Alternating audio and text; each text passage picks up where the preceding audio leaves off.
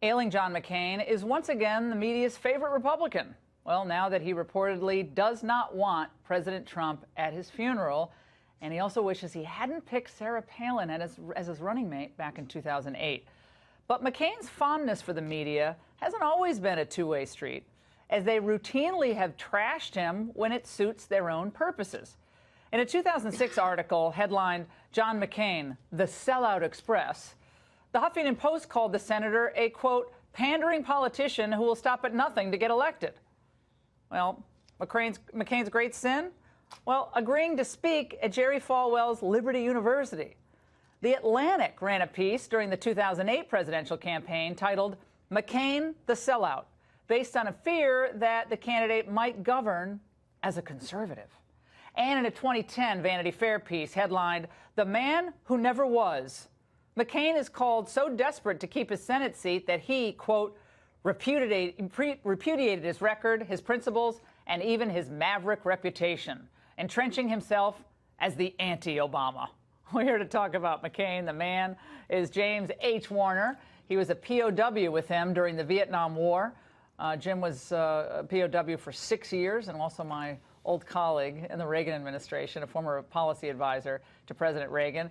And Frank Luntz, esteemed pollster. He's going to show how the media have used McCain over the years to fit whatever narrative that they find convenient at the moment. It's great to see both of you. Jim, I want to talk to you first. First of all, it's great to see you. Long time. I was young. You were you were even more handsome back then, back in 1987, sharing an office together. That's before I took on the appearance of a homeless person. Oh, no. We like all that. It's all cool here.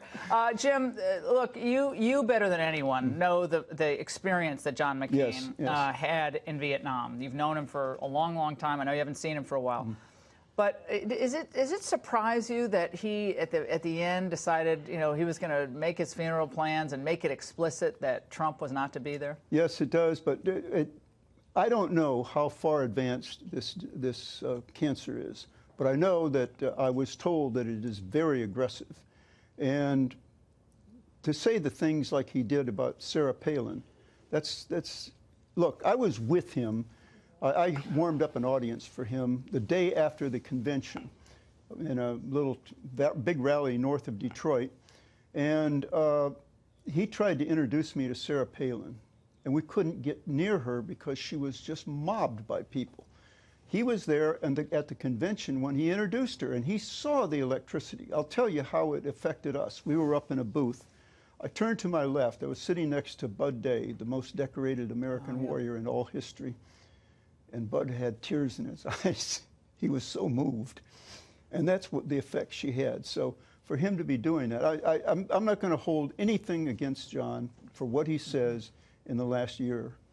You know, I don't know how much this disease has affected him, but the John that I know was one of the greatest heroes I ever knew. I'm one of the finest men I ever knew. Frank Luntz, it is interesting to go back and see those headlines from all of the elite publications. John McCain, the sellout. John McCain, the phony fraud, all the things they said. But now he's hitting Trump. And, you know, he's obviously been at odds with Trump on a number of policies, immigration, foreign policy, trade, to name a few. And now, not just because I think he's obviously suffering terribly. I've lost 3 friends to glioblastoma in the last few years. It's a horrific disease.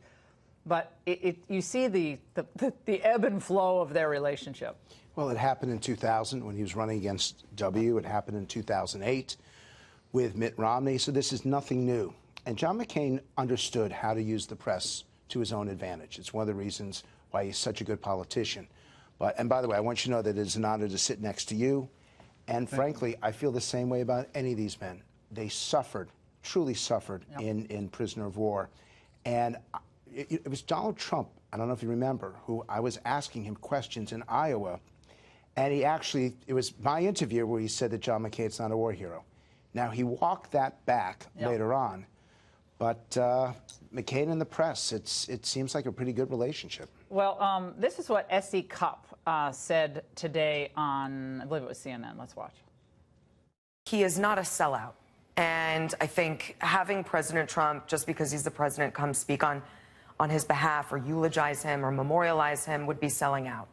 And Senator McCain, I say this not just as his daughter's best friend, but as a Republican who supported him. Senator McCain is everything that President Trump is not.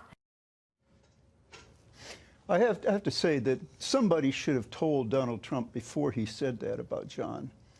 John was hit by a SAM, and he ejected, and his airplane was just disintegrating. One of the wings came off, and as soon as his chute opened, it broke both. The wing swung around, broke both of his arms and one of his legs. So I don't know how he was able to open up his Mae West, much less how he could swim. I have no idea how he survived in the lake, but I know that he could not possibly have done any resistance because he was helpless for several weeks after that. Bud Day had to take care of him. Bud Day had to feed him. Could you hear him where you were in the Hanoi Hilton? Could you?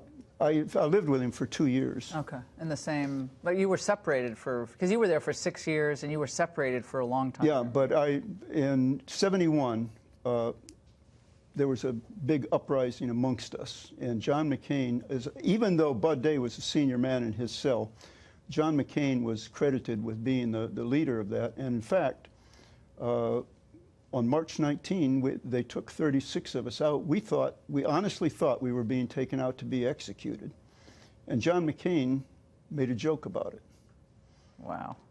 A man who can volunteer to die for religious freedom, that's what it was, and make a joke about it is really a top guy in I mean, I hold him almost the same status as James Stockdale. Wow. Well, you know, to just hear these stories, Frank. And he wouldn't go home. They said to him, "Go home." Yeah. But because he wasn't in terms of being captured, he refused, and so they beat him for it. And those that are critical of him, because they don't like how he's voted on certain issues, who among us in this studio would give our legs, our arms, our body, our lives for the country? But he also said it's fine. He also said, I think at one time, like, well, I was a POW, but we can disagree. I mean, just because, like, there are a lot of, like, John Kerry was, you know, he served his country proudly on the Bronze Star of his, but we disagreed with him on a lot of issues. So it's okay to disagree with people. It's just because you disagree with him on a lot of issues, and I assume you wouldn't disinvite Trump to your funeral, but that's his decision. He wants to do that. But the media are playing this cynically, Frank. That's what I'm saying. They're playing it when he's with the conservatives, when he was running for re-election. He's strong on immigration. He's strong. They were hitting him.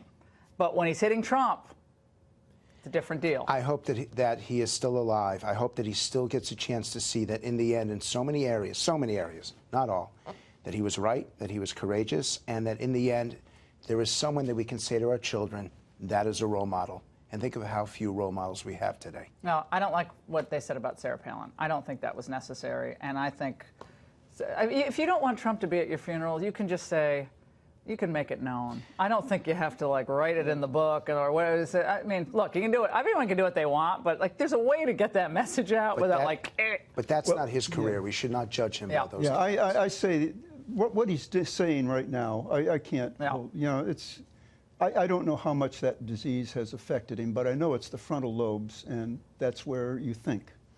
And by the way, Jim, when you were, because you showed me this book, you wrote a calculus book. Was that right? Yes.